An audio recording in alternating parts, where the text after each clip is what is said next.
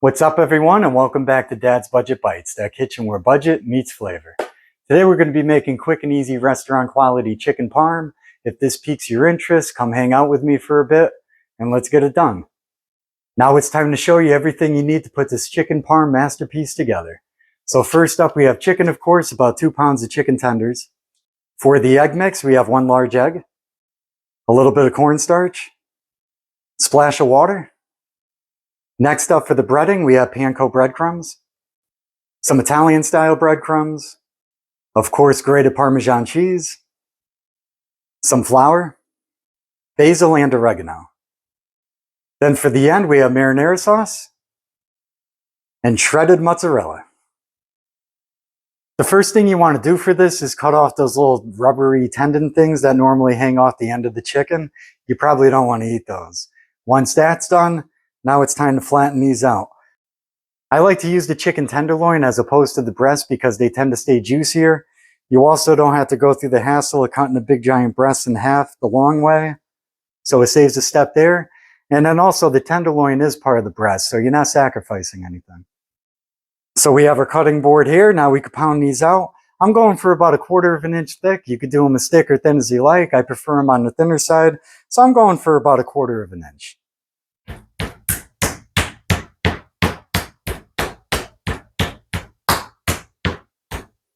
You want to use the flat side of the mallet, not the tenderizer side. I'll finish pounding away and then we can move on to the next step. Now that we pounded out the chicken just the way we like it, as thick or as thin as you want, now we can move on to creating the assembly line. So first we're going to have the egg mix, followed by the Parmesan cheese and breadcrumb mix. So we can get going on the egg mixture. So we have 1 large egg. If you're doing over 2.5 pounds of chicken, you may need an extra egg, but this is Dad's Budget Bites and I don't want you all wasting any food. Egg prices are ridiculous. Plus, we're going to get more out of this anyway because that's where the cornstarch and water comes in. So we add that cornstarch and then we have a splash of water. So we could add that. Give it a little mix. Now on to the breading. So I have the grated Parmesan here, and we're going to add the breadcrumbs right into that. So there's the panko, followed by the Italian seasoned. The flour, we can add that. Basil and oregano. In it goes. And then if you want to add salt and pepper to taste, this would be a good spot to do it. So a little bit of pepper, as much or as little as you want. A little bit of salt. And now we just want to give this a good mix too. So we now have our assembly line completed and ready to go. So we have our chicken, our egg mix, our breadcrumb and Parmesan cheese mix, and then whatever plate or tray that you're going to be putting the chicken on afterwards until we cook it. Now it's time to bread them and get cooking soon. So we have our flattened out chicken tender here. Just want to flip it. You want both sides. You want to cover it with the egg mix good. Let the excess drip right off. And then right in the breadcrumb mix. When you add a little bit of cornstarch and water to the egg mix, it really helps the breading coat a little bit better. So that's one down. I'll finish this messy part up and then join back up with you afterwards. Now that our chicken parm is all put together, now we can get to frying these. So I had the pan heating up now for about 5 minutes on the medium heat. So I'm just going to add about 1/8 of an inch of olive oil. Kind of pour it in slowly so it doesn't splatter. So I fibbed. This is more like 1/10 of an inch of olive oil. Because our chicken's very thin, you don't need a whole lot. Now this has been warming up on a medium heat for a good 5 minutes. We can get these on.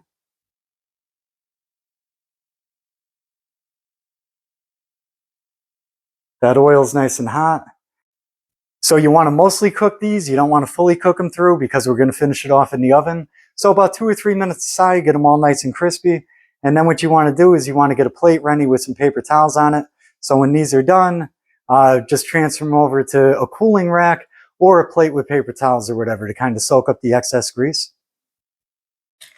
The second side's been cooking now for about 3 minutes. This should be good to take off. Yeah, look at that. Looking good. So I got a double layer of paper towels here on the plate. Now we're going to transfer it right over, soak up some of that extra grease. Perfect. Our second batch been cooking up for about 3 minutes now. These should be good to flip. You might have to add a little bit of oil in between different rounds. But let's check this out. Oh yeah, look at that. Nice golden brown. So I have a couple more to go after this, and then we can get to the baking part. Our chicken's perfectly fried. It's on our baking sheet. We're ready to pop these guys in the oven. Let me just give you a close-up of what we got so far. Looking good. Looking good. And now we could sauce these and cheese them, pop them in.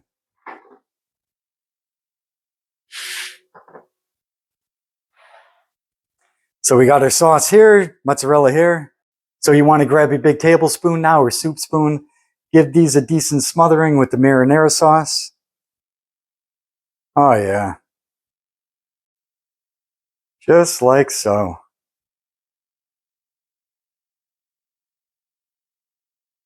Give them all a healthy smothering. As much or as little as you want. And now for the mozzarella.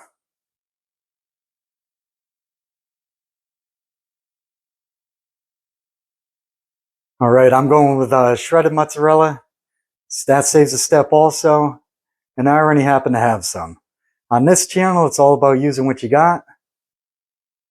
Saving a few bucks. Ah, look at these. These are looking awesome already. Just a little while longer though. We're going to pop it in the oven, 400 degrees, 375 if you're going with convection, for 10 minutes. After 10 minutes, I'm going to switch it to the broiler and give it anywhere from 2 to 4 minutes under the broiler. And then we're done and we could taste them.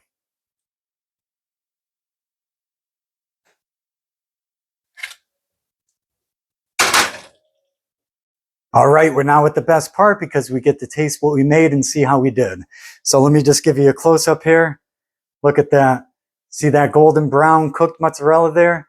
That's the difference between just having melted mozzarella and then taking that additional final step and put it under the broiler. So I put this under the broiler for 2.5 minutes, and now you get that golden brown cooked mozzarella. And visually, it just makes a world of difference. In real time, you could probably bang this out in 30, 40 minutes tops, start to finish. And that includes the time it would take for you to boil your favorite pasta. And then that way you have a complete meal. And now we could taste it and see how we did. All right. Yeah, this looks amazing. Relatively simple, relatively quick once you get going. Down the hatch.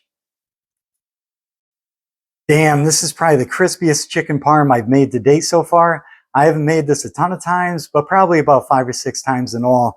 And this came out so crispy. The marinara sauce with the mozzarella and everything else, just a game changer. Putting it under the broiler for an additional 2 or 3 minutes at the end to brown up the top. Just, again, visually makes a world of difference. It looks like restaurant quality. It tastes like restaurant quality. It's a fraction of the price. If you haven't tried making your own chicken parm before, I highly encourage you to give this recipe a shot. I don't think you would be disappointed. If you like what went into it, you're going to love the final product. So yeah, this is a hit. We're now at the end of the video where we spin our cooking wheel to set up the theme for next time. We last landed on dinner, which is what prompted us to make the chicken parm. So now we're going to give it a good old spin and see what we have in store for next time. All right, round and around. Such mystery. Breakfast. We're cooking up something for breakfast next time. Please be sure to tune into that. If you got anything out of this video and you enjoyed it, please hit that thumbs up. I certainly do appreciate it. Share it with your friends and family. Drop me a comment. I always love hearing your thoughts, hearing your feedback. Subscribe if you haven't done so already. And then lastly, hit that notification bell so you don't miss out on future videos. Until next time, I'll see you all next time. Tune in.